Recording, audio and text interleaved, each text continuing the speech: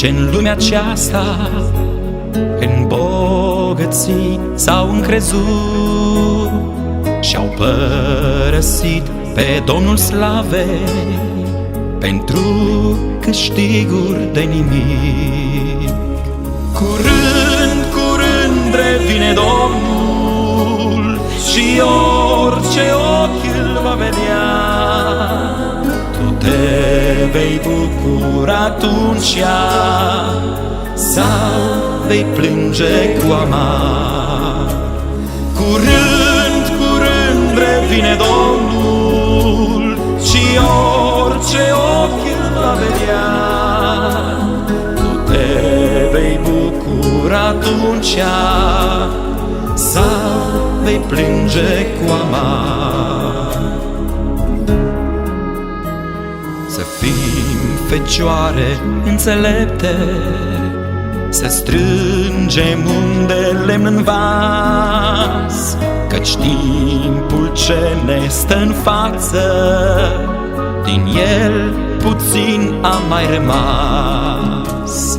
Curând, curând revine Domnul și orice ochi îl va vedea. Tu te vei bucura atunci sau vei plânge cu amar. Curând, curând revine Domnul și orice ochi îl va vedea. Tu te vei bucura atunci sau vei plânge cu amar.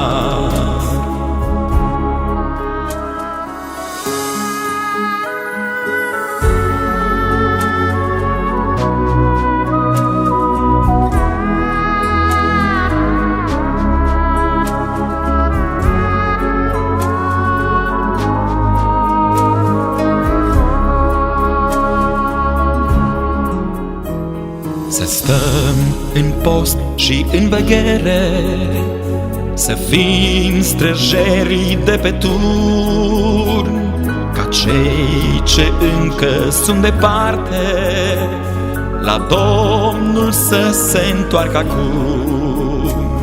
Curând, curând revine Domnul și orice ochi îl va vedea. Vei bucura atunci sau vei plânge cu amar. Curând, curând revine Domnul și orice ochi îl va vedea.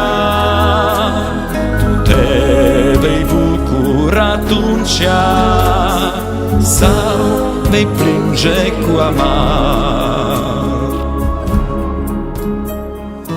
Prieten drag, te întreb acum, ce ai făcut cu viața ta?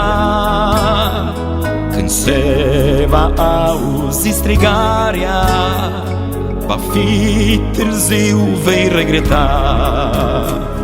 Întoarce-te acum la Domnul, El te primește așa cum ești. Poate e ultima chemare, vino acum, n-ai să regreți. Curând, curând revine Domnul și orice ochi îl va vedea. Tu te vei bucura atunci sau vei plânge cu amar. Ce bucurie fi atunci când Domnul nostru va veni, ca să ne ia cu sine în slavă. Curând acasă vom sosi.